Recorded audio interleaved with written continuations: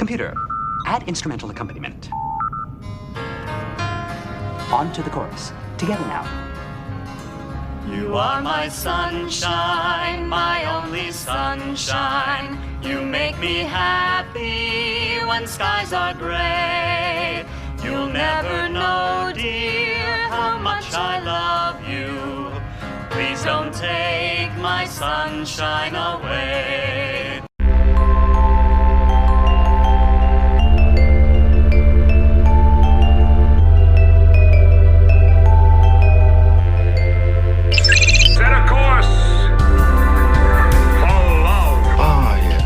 One of your earth emotions. Glad I found you. Let's get married. Delete the wife. Hello, everyone, and welcome back to Deep Space Love. I am Nicole, one of your hosts.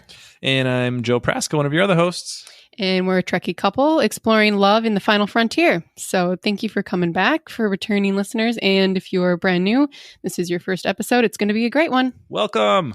With us today, we're the Trekkie couple, but we are joined today by a fellow fan and Trekkie. He's also an actor and writer. He's been in many projects, including The Magicians, The Flash, and also has had the distinguished awesomeness to be in a Star Trek show. He was in Star Trek Picard, and in fact was ranked as one of Star Trek.com's top 10 space scoundrels. So that's pretty cool. And most recently, you can find him in Dr. Death. Welcome, Dominic. Hi! How's it going? It's great. We're good. How are you? Thank you so much for having me. Thanks for being on here. It's a pleasure. And yeah. Yeah, anytime I get to talk about Star Trek is a jolly old time. It's fun to chat with you again, Dominic. For eagle-eared listeners who are just a fan of, I guess my podcast. I don't know. We chatted before on Frankenstein's podcast in the past, so it's fun to chat again. Absolutely. And similar to Frankenstein's podcast, there's a couple guest questions that we came up with that we thought would be just kind of fun to establish, just for fun, and just kind of establish, kind of your love for Trek. Not that you have to establish it. I just meant like explain yourself. It's all for funsies. It's all for fun. Let's just keep it at that. Okay, so first, why do you love Star Trek? Gosh, I love, for so many reasons, I always have just loved sci-fi in general. And I think I enjoy the moral dilemmas that were posed. It did a great job of self-contained episodes where there was a problem and a resolution, and it wasn't always violence, and it transcended genre. It could tell different kinds of stories from week to week, and I like the ensemble aspect, that it's not just driven by one character per se, that it is multiple characters that we get to explore. And it just feels like now, especially during the times of COVID, it's been a comfort to just put it on in the background, and it's comforting in a way. But it's always kind of been like that. I would get home from school and I would do it homework while Next Generation was on in the background. And yeah, it's just, I feel like it's been a part of my life for so long. Comfort, for sure. I remember when I was working in a hospital laboratory, I was not a huge fan of that job, and it was pretty stressful. I worked second shift, and it was very busy all the time. And every night I'd get home and I'd be like, let's just put on Star Trek. Mm-hmm. Because it was just like a nice escape. It's like an old friend. Yeah. Yeah, exactly. I tore through Next Generation and Voyager during COVID, and then I did I wasn't as familiar with Deep Space Nine, so I did that from beginning to end, but I sat down and I made sure that my phone was to the side so I could fully invest in that. So that was really nice too. Yeah, for sure. So I guess that kind of launches into the next question. Either your favorite, or if it's hard to pick a favorite, just like your home base show or crew in Star Trek? It's Voyager. I know that's a controversial answer, maybe, because I feel like people might be expected to say, it's got to be the original, or it's got to be Next Gen. But Voyager was the first Star Trek show that I watched from pilot to finale as it aired on TV.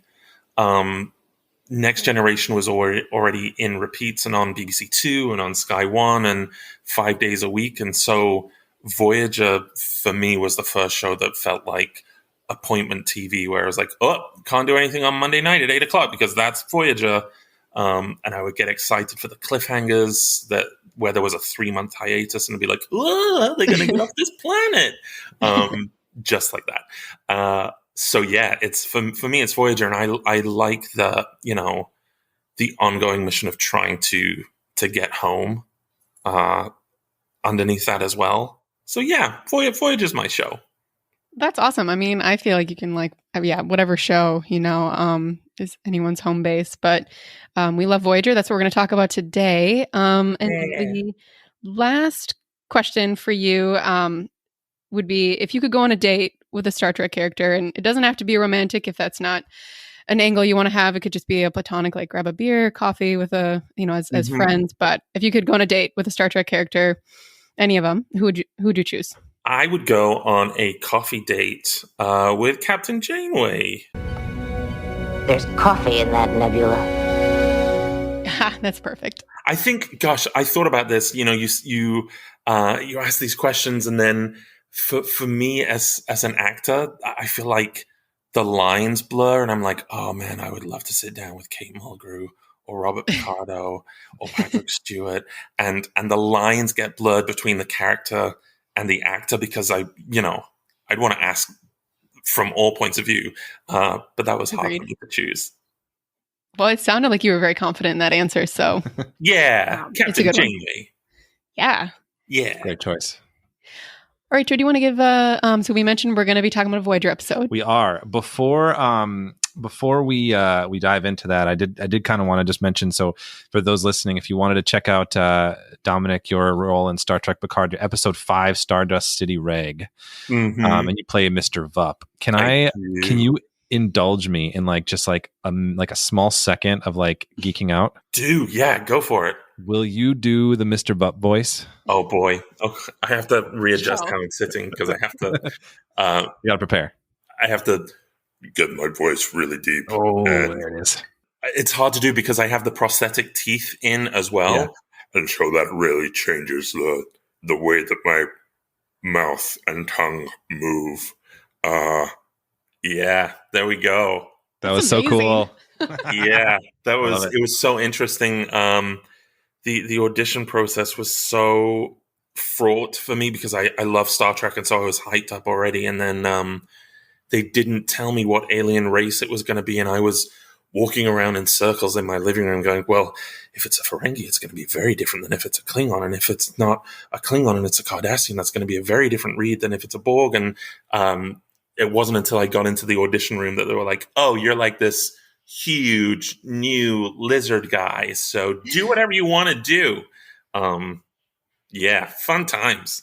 I love it. I remember you did the voice when we were on Frankenstein's podcast, and I had to remain my keep my composure. So I was like, I'm saving my geeking out for this Star Trek. Yeah. Podcast. Well, thanks for indulging me. Yeah. All right. So, okay. So as you were saying, Nicole, we did watch a Voyager episode for this podcast. We watched season 5, episode 21, Someone to Watch Over Me. Is it 21? I had 21. Did you have something different? Oop, it is 22. You got 22. Me. Season 5, episode 22. My bad. Synopsis is: the Doctor teaches 7 of 9 the art of dating. Neelix unwittingly provides forbidden food and drink to the ambassador of a monastic society, monastic colony. My gosh, I butchered that. But you get the gist. And this was directed by Voyager cast member Robert Duncan McNeil as well. Oh, I didn't notice that on the rewatch. I normally pay attention to the who the director is. That's great. It's kind of cool because I feel like it made me think a little bit differently every time I saw Tom Paris on screen, because he kind of plays a pretty strong secondary role in this episode. So I'm like, it's interesting to think about how he's directing himself in this too. Mm-hmm. So what do you guys think of the episode? Dom, you want to go first?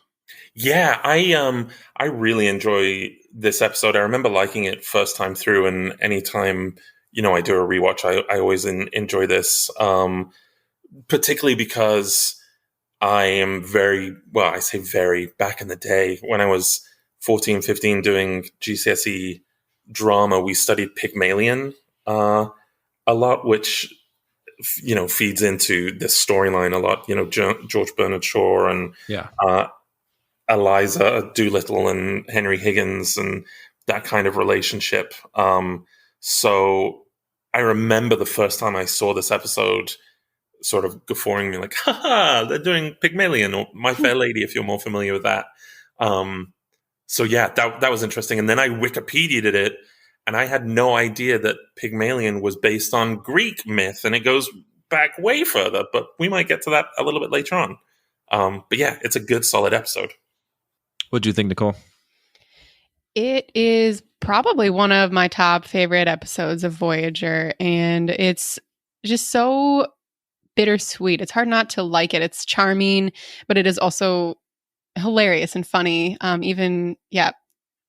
don't know about you, but on rewatches, like still laughing at some of the funny things going on between Seven and Paris and the Doctor, and also the B plot with Neelix and the Ambassador is also, I don't know, it's hilarious. So it's got a little bit of everything, and even though it's not very, I mean, I guess you could argue the fact that like Seven is a former Borg and the Doctor is a hologram as characters, like the background of their characters, but otherwise there's not a whole lot of like sci-fi in this. It's more about the relationships, the characters, the human aspect of Star Trek. So it really focuses in on that. There's no space battles or like, antagonism or antagonist. It really just sort of the tension, between feelings and characters. So I think that's one thing that it makes it really enjoyable. I would have to agree with you on that. It's a very like personal story, and it's not a lot of big sci-fi ideas, which is kind of fun. I think the amount of like really touching moments is almost understated. Like there's just so many like really sweet, like just segments where I'm just like grinning the entire time watching it. And there's a lot of good humor. I know that sometimes Star Trek and humor hasn't always meshed the best in the past, but I feel like this just nailed it really well. The story is great. It's emotional. Like Dominic, you were saying the Pygmalion story. I read that too. I feel like the reference point for me, I don't know, Nicole, you might have felt the same way, was I kept thinking of the movie She's All That, which is also the Pygmalion like remake of that kind of a movie where like they make a wager on whether or not they can like make this girl pretty in the movie. But in this case, it's like the wager about making Seven like have a good date at the event. You can see the influences of like the kind of storytelling influences that this has, but I feel like they still were able to put kind of a cool, like unique spin on it that just made it meaningful, and like it felt very Star Trek-y, in all of it. And the performances were of course top notch. Jerry Ryan and Picardo were fantastic in this episode, just playing off each other. Yeah, it was a lot of fun. I really enjoyed it. Yeah, I think going back to what you were saying, it feels very much, I noticed it on this rewatch that it was very much a bottle episode. I think even the opening shot of the ship over the planet was from Caretaker, and very little special effects or anything of that nature. But yeah, that human aspect often carries those stories through, and I think it's a delightful story. That being said, there were a couple things I noticed. Well, the first thing I wrote in my notes when we were rewatching was, I think one of the first lessons Seven could have used is maybe learning consent, like the opening scene where she's kind of caught viewing, sort of watching over and taking notes on B'Elanna and Tom and their relationship. And, they feel like what she's been doing is very invasive, even though she's been watching from afar. And so maybe that was one thing, because she's so forward most of the time. But yeah, lesson one could have been a little bit. Yeah, lesson number one. Also, I think maybe the Doctor's like first lesson is sort of this linear, like dating to marriage and talking a lot about procreation as opposed to just, I'm sure it was just like at the time, but like, not really talking about just sex, but like framing it as procreation. I mean, I guess that's how Seven refers to it, but I don't know. I was just like, you can have sex without procreation, and a little bit of like, is a little bit narrow of a definition in my opinion, but that's really all I had to say about like mild critiques. Also, it's kind of very heterosexual based the whole time as well. Except for the five sexes of species 8472. Yeah, that was a cool fun fact. Yeah. I noticed just completely apart from the Seven and Doctor storyline, I'd been listening to Kate Mulgrew talking about Star Trek, and I bought the Celebration Star Trek book and how labor intensive things were for Kate Mulgrew. And she must have had a whole 7 days off for this episode, because she was just right there at the beginning and right there at the very end, and they got to come in their dress uniforms, which is always very fun to see, because they didn't get to pull them out all that often on Voyager. So yeah, I was just like, oh, what a pleasant week this must have been for Kate Mulgrew. I really loved her, even though it was just a small scene, like in the beginning with Janeway and Seven talking in the captain's ready room, and like how she's like, help me put on my pip, and like they're having this kind of like conversation about like romance while just like helping, like Seven's helping her just like get her dress uniform on. I just felt like that's what I meant when I said like these understated sweet moments. I feel like that's just a really cool like illustration of how close their relationship has gotten over the like couple of years, that I guess at that point, like a little over a year that she's been on Voyager. Mm-hmm. Yeah, it was really nice. I actually read that scene was not in the original airing, and it was really, yeah, or it was filmed, but then like I guess when it was originally aired, that I don't know why, just because you're mentioning that specific scene, but then of course it's been added in for like DVD and released later. Oh, well, I'm glad it's there. I like it. Agreed. Yeah, I like that scene too. That's so interesting. I also read, kind of going off of how this is like not a big sci-fi story, that actually Robert Duncan McNeil had said that he was a little nervous going into this at first, because he wasn't sure if this kind of like what he kind of thought of as like a rom-com plot would work in like as in a Star Trek episode, but ultimately he ended up, I mean, everyone involved really ended up loving it. It was a pretty popular episode overall. Like I think he said, he said it's a real actor's show, and he felt particularly excited as an actor, kind of being able to be the one to like herald or like shepherd this kind of an episode overall. Like the experience was really nice. And was this, speaking of Robert Duncan McNeil, I know that Chez Sandrine was his holodeck program, Paris's holodeck program. I didn't remember that part of. I remember that she went on a date in the holodeck, but I didn't remember that it was Chez Sandrine. Is this the first time that they'd used that again since season 2? It felt like it disappeared. Those holodeck programs come along in sort of clumps, whether it's sort of Fairhaven or the Neelix's tropical holodeck program, and then it felt like, oh, they brought back Chez Sandrine. That was fun. I don't know how long it was since we had last seen it, as far as going through the episodes, back to back. But this is actually the last. I read on Memory Alpha, this is the last appearance of Chez Sandrine in the show, apparently. So this is the last we see it. I feel like the last time I remember seeing it is in Twisted, where they all end up there as the ship is sort of being transformed and twisted, I guess. That's the best way to put it. But I couldn't remember seeing it since. So it was like, oh, it's a weird throwback. But I enjoyed it. I thought it was really nice.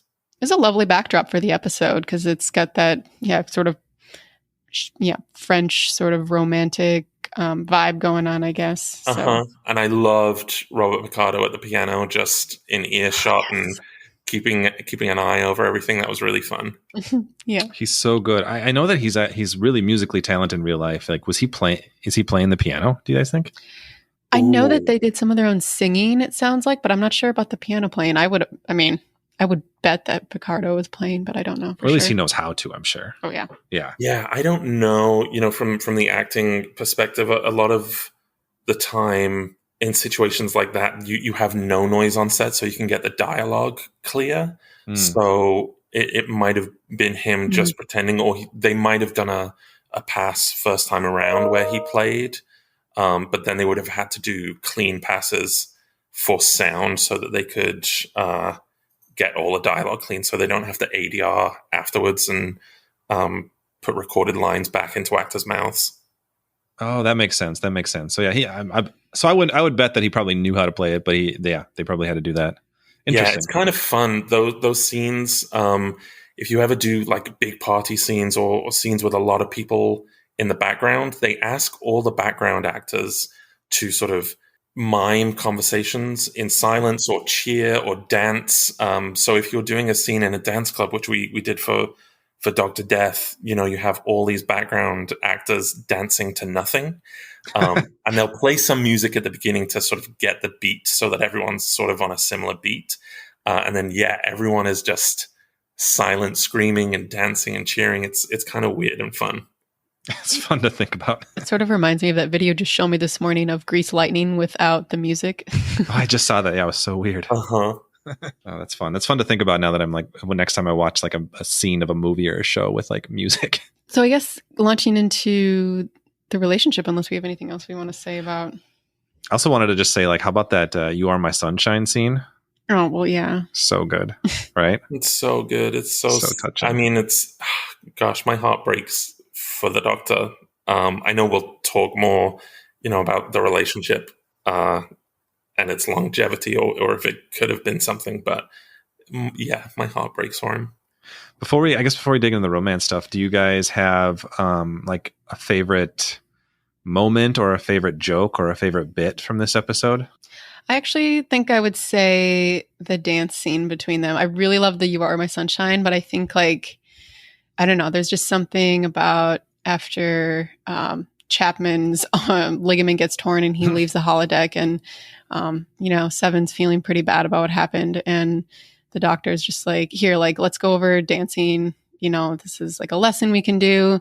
But also, like, I don't know, they both stop talking for a moment and they're just like in the moment dancing, and it's just so sweet. Very sweet moment. Yeah, That's my favorite. I like, there's a little scene with Seven and Harry as she's talking about the sort of compatible crewmates. And I thought it was a nice sort of throwback to earlier when Seven was first introduced and Harry was sort of not infatuated, but there was that kind of angle with Harry and Seven where she's like, remove your clothes, and him getting all flustered. And I thought that was nice for him to still be like, he can't even play. I play the clarinet.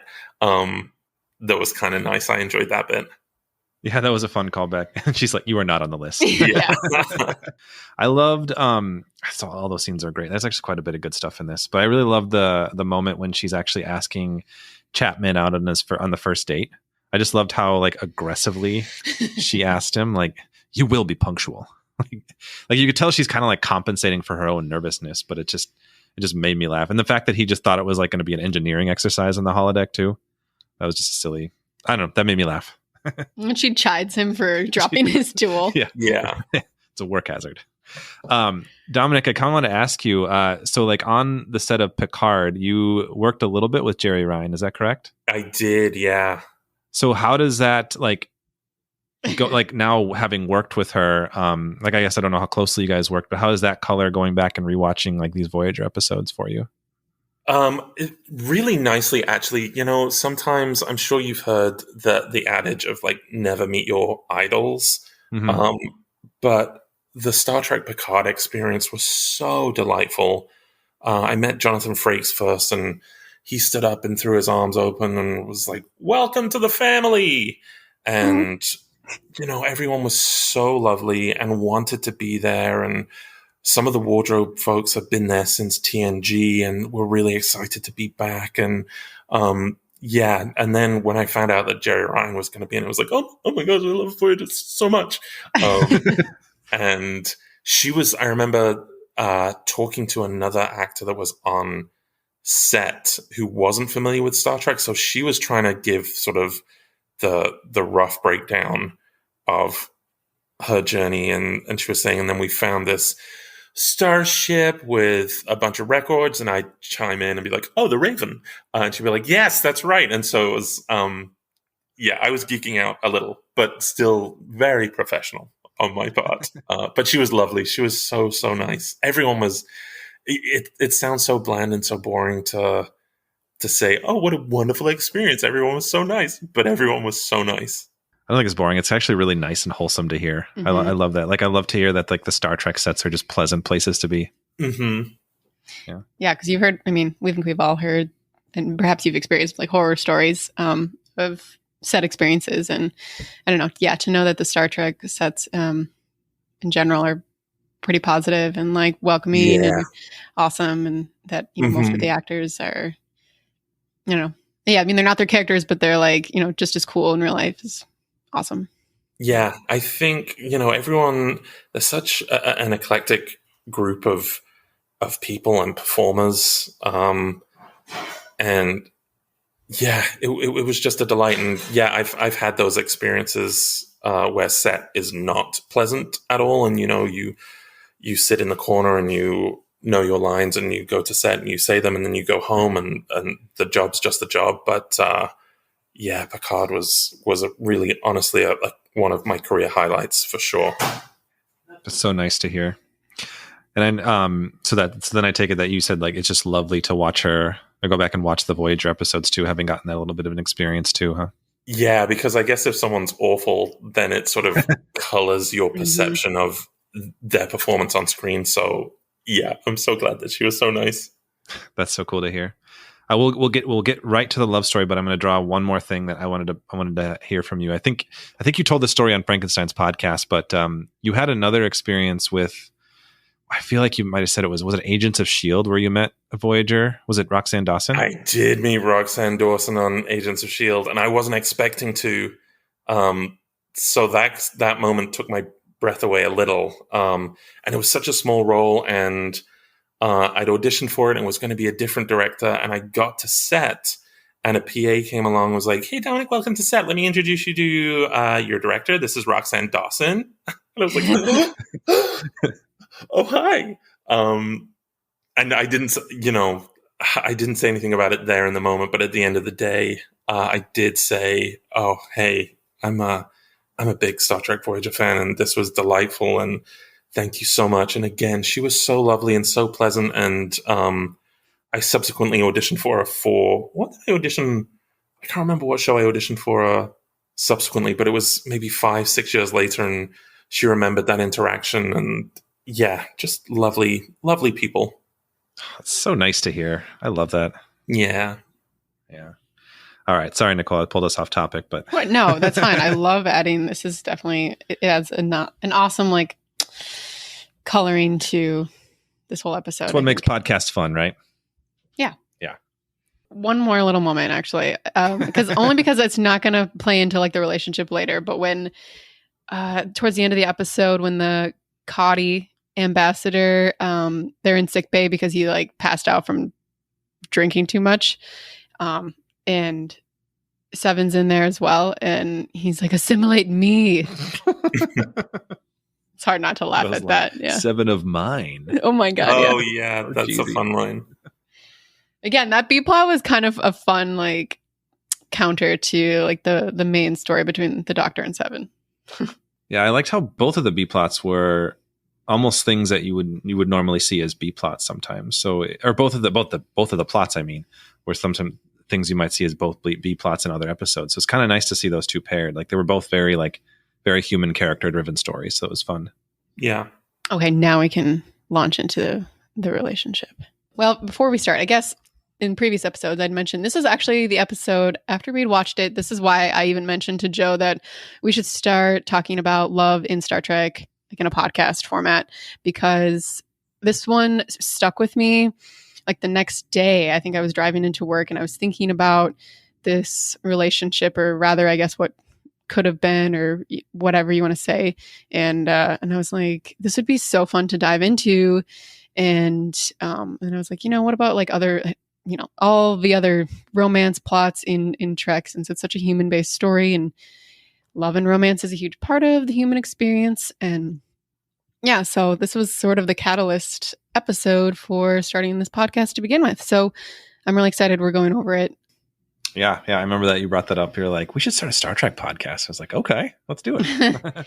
And in this episode, the relationship's kind of one-sided, right? I mean, they have a relationship and not a romantic-based one.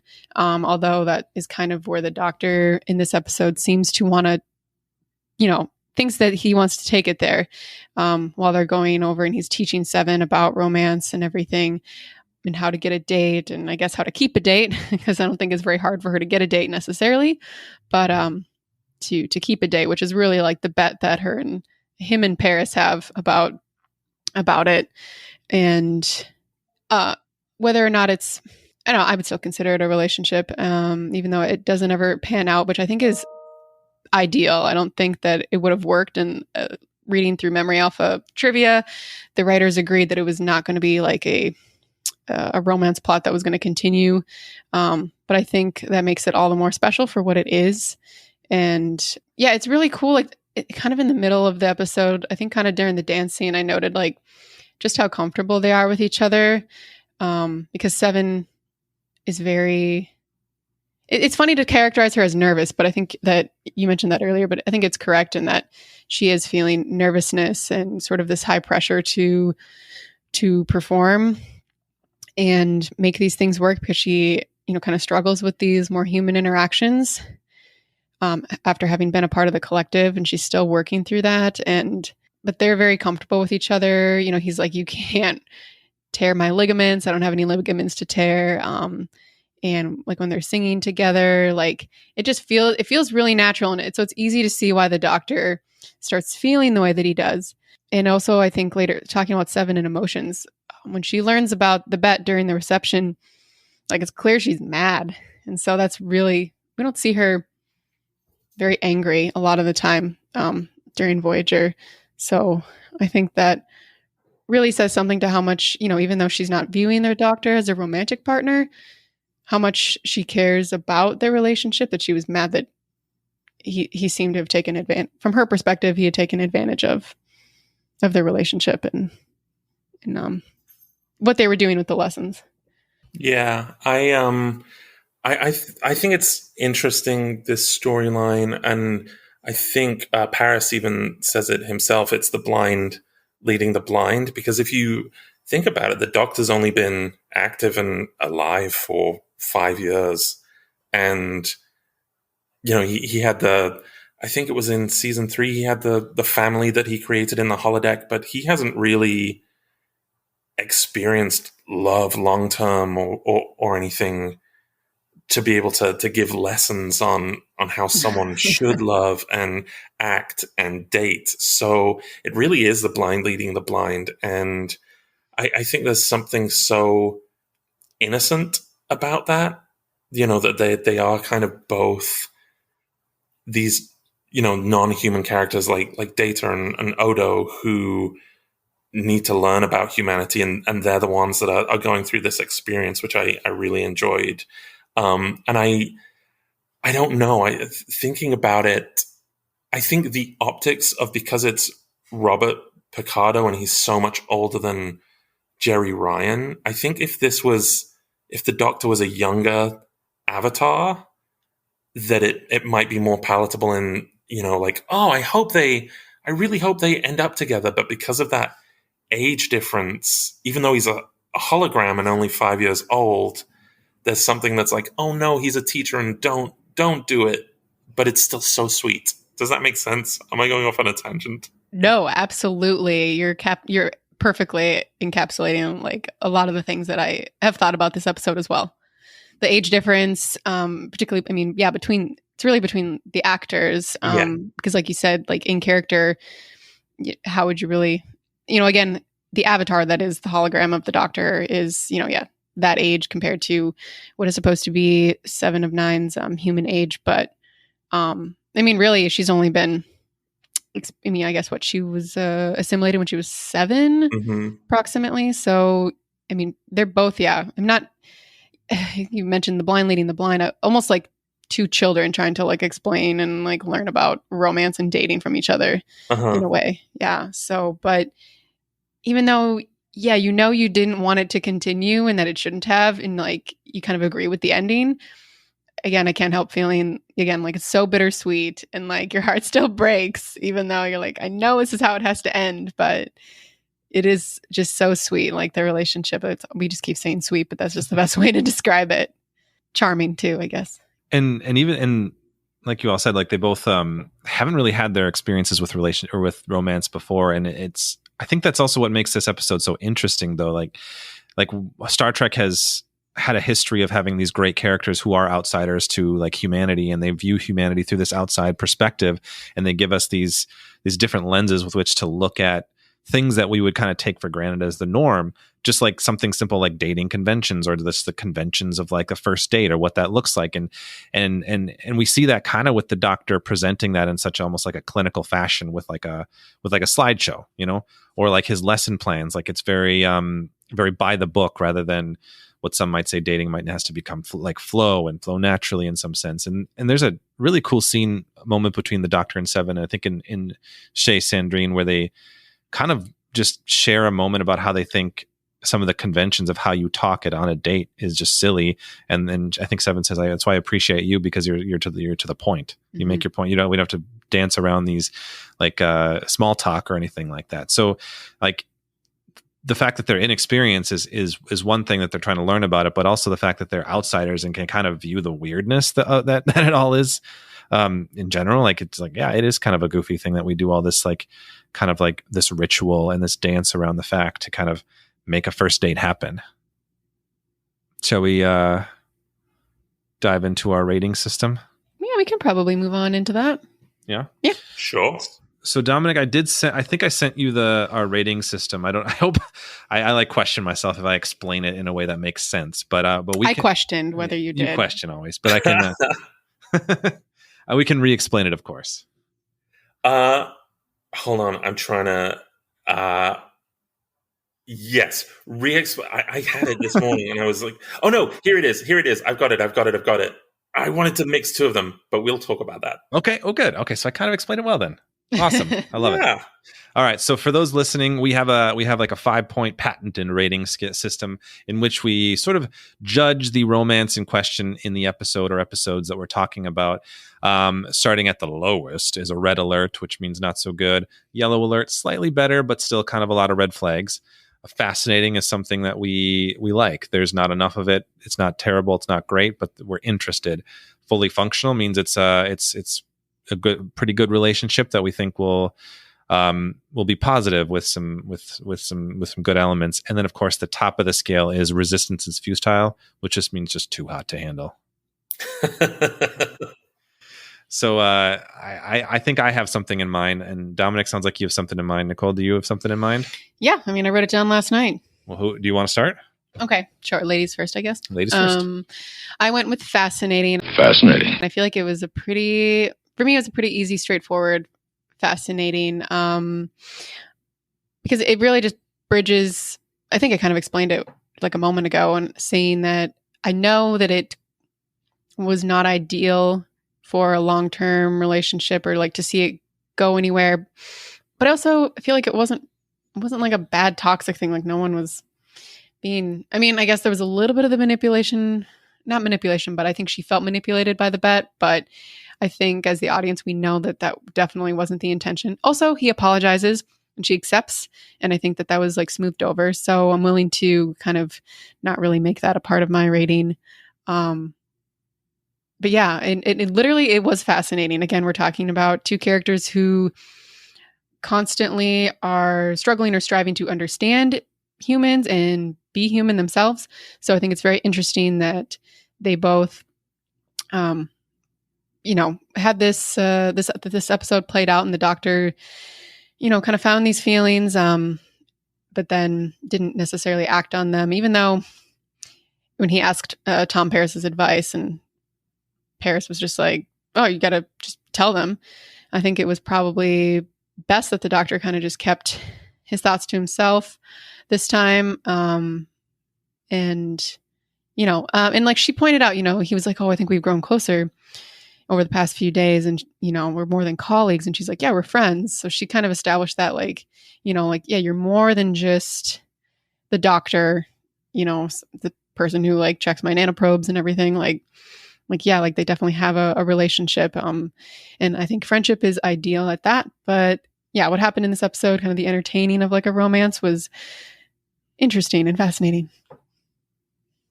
Good answer. Good answer. Shall I go next? Sure. I am 100% on board. I think it's a fascinating as well. We finally agree. We've never agreed on one yet. So yeah, I gave it a fascinating. I think for much of the same reasons that you said, I gave it a fascinating. I think that I think this episode just balances everything so perfectly in what I wanted to see from anything that this relationship could have been. And I know that we all felt like that kind of odd element of that, like, oh, he's kind of teaching her. It's a little bit weird. The age difference is a little bit weird, but they just never felt like there was anything, I don't know what to say, nothing predatory there, nothing toxic that felt there. Like it all felt just so sweet and so genuine. That's just hard. I can't criticize that really. And I think that the choice of the writers to make this not a lasting thing is what makes it a fascinating for me. Like if this would have been something that went over a few episodes, I think it probably would have, I guess, depending on how the writers handled it, would have lowered my rating on it overall. But in terms of like, I mean, I know Seven's had a few other relationships in Voyager, and I think that I just really appreciate this. Like their candidness with each other, their openness with each other. Like even if it didn't evolve into a romance, like I feel like this really like punctuated how important their friendship is. Yes. And I thought that was really powerful. I think at one point the doctor says, "We're friends, right?" And she says, "Yes, we're friends." And I think watching this episode multiple times, that line means a lot more to me now, just giving how hard it is for her to kind of think about that. Like she struggles to get close to other characters or other people on the ship, and struggles to feel like a connection and a family coming from the Borg to this. And that's been a big part of her arc. And to see that she's like, she's willing to be open, and to say that she's friends with the doctor is powerful to me. But that being said, like the openness that they feel with each other, it feels really natural that they would kind of almost flirt with those sort of romantic feelings. And I know Seven doesn't feel it the same way, but the fact that the doctor feels it, given that he's programmed to be, and he's just evolved as a being in a sense to be more of like an emotional entity, it seems natural that would occur. And the way it was handled just felt perfect. It was tragic and heartbreaking, especially when we see the holodeck version where it works out well. But it's really nice. It's just all around great. I think it's a fascinating, and I don't think it could be anything higher than that. I mean, maybe it could be. Dom, you'll make the case if you think so, but I don't know. Make the case. Oh, there you go. I don't know if it could be any higher, but yeah, I gave it fascinating. What did you say? Well, maybe I did it wrong. Because I think there's no right or wrong. Were viewing it sort of as this sort of bottle episode on its own, in which case I would agree it's fascinating. If it were going to move forward and develop, then I would have said a real mix of Red Alert / Resistance is futile. Resistance is futile. Oh, that's so interesting. Because I feel like, because I write as well, I think there's so many storytelling opportunities involved in this relationship. And what I think is really interesting is, I'm so sorry if you can hear one of my cats shredding a suitcase in the background. Okay. I'm so sorry for your audio. What I think is really interesting, you brought this up at the beginning, was, the doctor says, oh, it's about procreation. And then as this relationship develops, he's the one person on the ship in a heteronormative relationship that couldn't provide that for her.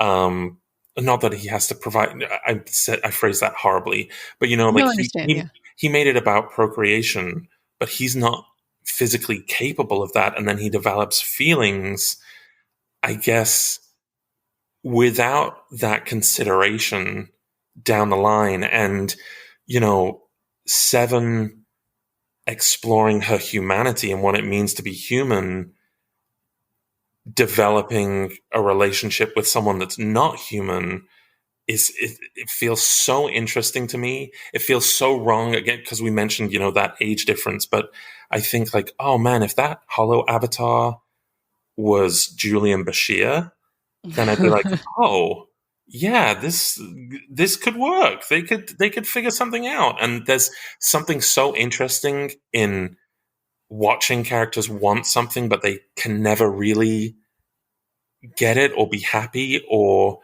really be a true couple. I think it would be fascinating to explore because they're both such good actors as well.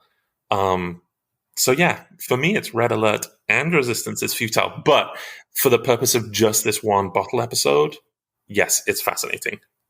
Yeah, I mean, I feel like, Red Alert and Resistance is Futile is definitely, I mean, if you combine those, you kind of get the middle ground. I'm so excited how you successfully made a Red Alert and a Resistance is Futile answer. Yeah. I don't know if we could ever do that with another one.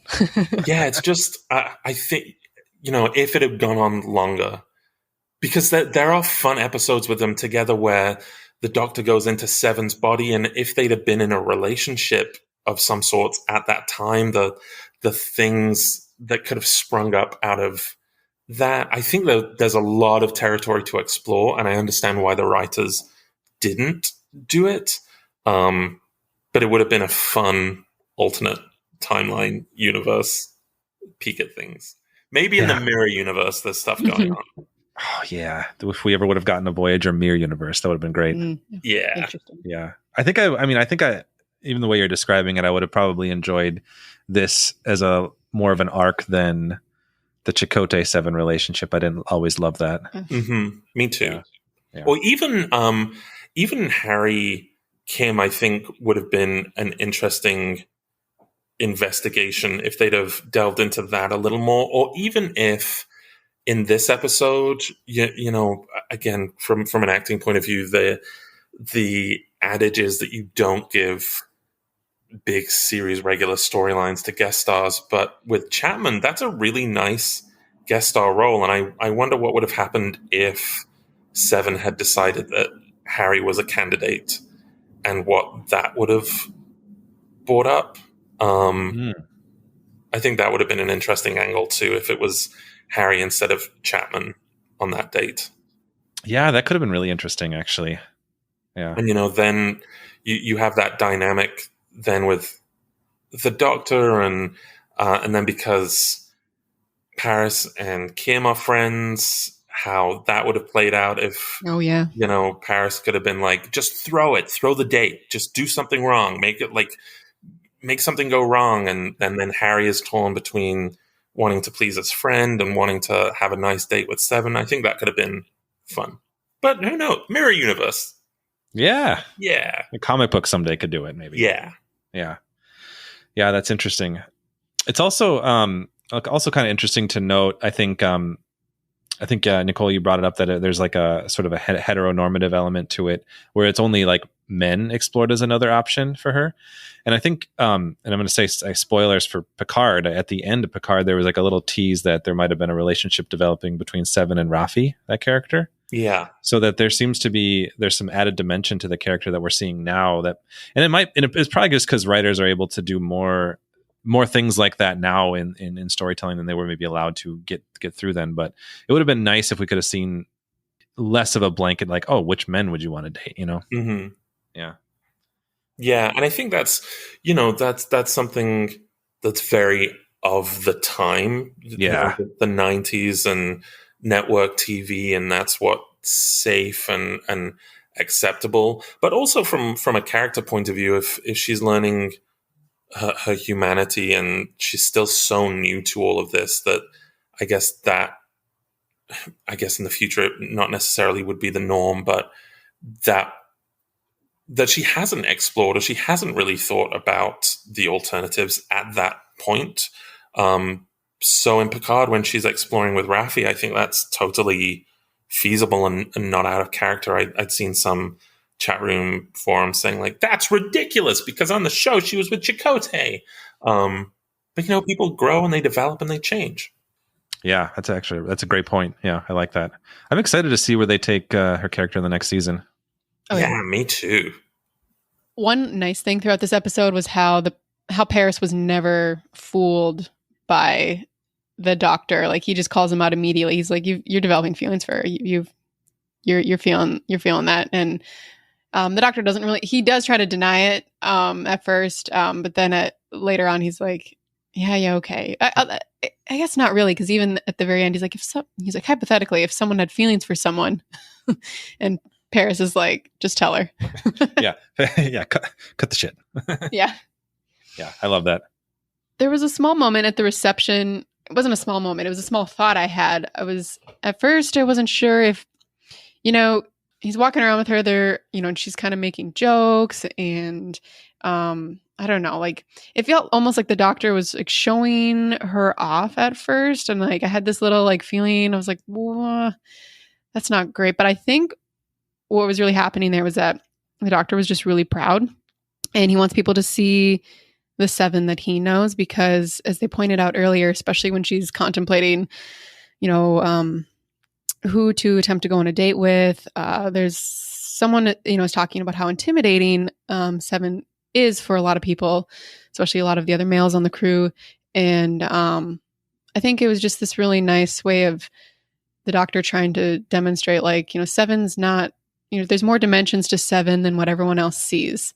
And that was another moment that I found really touching and nice. It was very, it wasn't very obvious. Again, like I was sort of like, what is kind of going on here? Because he's kind of got that like proud dad kind of face on in a way, and especially when he's talking to Paris, he's like, see, like she's learning, she's becoming like a multidimensional person, not just a drone who's lost her collective.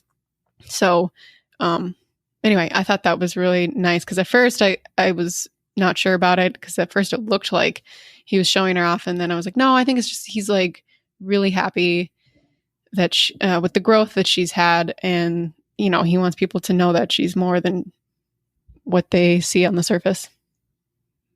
Great point. I wonder why 7 rejected Chakotay as a candidate when she was going through the crew manifest. I would love to know what it was about his record or personality that she cast aside, and why she changed by the time it got to season 7 as to why he was acceptable. That's a good question. Oh, wow. She kind of searched certain parameters, I guess, right? After the doctor was like, you have to find, or find your interests and then see who aligns with those interests. So maybe it has something to do with that, where, I don't know, Chakotay didn't list some of those things as his interests or hobbies, or I don't know. Maybe her interests grew. Yeah. What did she say her interests were? I think she said astronomy, particle physics, and music. Right? Yeah. I like that. They're good interests. Yeah, absolutely. They're good interests. It was a good conversation. So do we have any final thoughts at all? Anybody? No, I don't think so. I always, speaking as a gay man, I always get excited when 7 is put into wardrobe that is not the skin tight catsuit.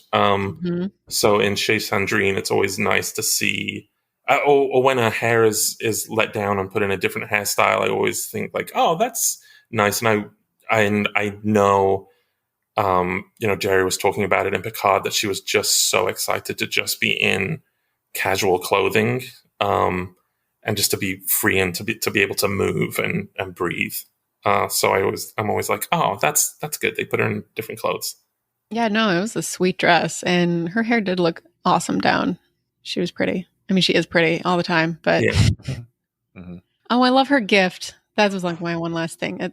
Even though the holo program that we were watching the doctor interact with at first, when the real 7 comes in and gives him her gift and explains, it's like, thank you for everything you did. And again, sort of like you said, cements how powerful it is, the friendship that they have, Joe, like you were saying. And I think that is, I don't know, it's just amazing and awesome. And even though you do feel like the doctor's heartbreak at the end, I don't know, it's just, yeah. It seemed like a perfect way to end it. Bittersweet. Yeah. All right. Yeah. Before we, I guess, end our podcast, Dominic, you said you just finished Deep Space Nine. Is that correct? I did, yeah. I mean, this was early on in the pandemic. I went through Deep Space Nine from beginning to end because I'd seen episodes, but when I was a teenager, Voyager and Deep Space Nine would be on different nights of the week, and so me and my dad I'd be like, Monday night is for me because I want to watch Voyager, and then he would have something else on the nights that Deep Space Nine was on. So I could never watch as it was airing the same way as I could do Voyager, and because that was so much more serialized, it was just harder to track with what was going on with the Dominion War, and so yeah, I wanted to sit down and really give my full attention to a rewatch, and I loved it. Yeah, it's really rewarding to watch all the way through. Yeah. Yeah, I was going to ask. I think so. Nicole and I watch a lot of Star Trek together. Do you have someone? Do you and your boyfriend watch Star Trek together, or is it just you? No, Or? he hates it. Oh no! I've been trying to get him to watch Wrath of Khan for so long because I feel like that's the most. He's in the background now saying that he did. He's lying. He came in while I was finishing up watching Wrath of Khan. But no, I actually have a group of friends, my friends Jeff and Kerry and Timmy, and we play a Star Trek card game. And then a few of us went to the Pantages Theatre when they had the orchestra that was coming to play all the scores, which was amazing. So I have a group of Star Trek friends who I'll discuss Star Trek with. That's awesome. I feel like we're always trying to get our friends and family members to watch more Star Trek. The podcast actually has helped. People seem to watch a few more episodes because of the podcast, which is kind of nice. But it's always I make like lists of like, oh, here's a watch it, skip it guide, just if you don't want to watch all of those. Maybe you can convince Matthew to watch Wrath of Khan with me. Wrath of Khan is a classic. I think he did an acting class where someone did the Picard Lily scene from First Contact, and he said that it was a really well written scene. Well, then start with First Contact, maybe. Yeah, maybe that will be my point of entry. Awesome. Well, I have to thank you so much again, Dominic, for being willing to join us on the podcast. Yeah, thank you so much. Yeah, anytime. Thank you for asking. Yeah, we'll definitely have to have you come back on in the future if you want to. It was super fun. Absolutely. Please let me know. Do you have anything you want to plug at all before you're going? Any social media or any projects you want to talk about? Sure. Yeah. Dr. Death is out on Peacock this month. And then Fantasy Island will be popping up on Fox, I guess, later this year. And if you follow me on social media, just be prepared for a lot of cat content. That's always great. Yeah. Yes. Always great cat content. We lucked out. Our cat's sleeping right now. She is. She hasn't walked over the microphone at all yet. Oh, that's good. I think all of ours are. I think Nub Nub was ripping at the suitcase, but all the others are asleep too. They do love the suitcases. They do. They do. All right. I guess then that's probably all we have for you today, listeners. I think we're going to have a guest on our next episode as well, so stay tuned. And if you want to leave us a rating, feel free to do so. And find us on Twitter at DSLovePod. Otherwise, we will talk to you next time. Until then, live long and prosper. Love long and prosper as well.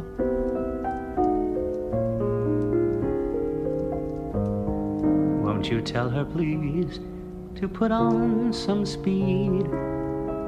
Follow my lead. Oh, how I need someone to watch over me.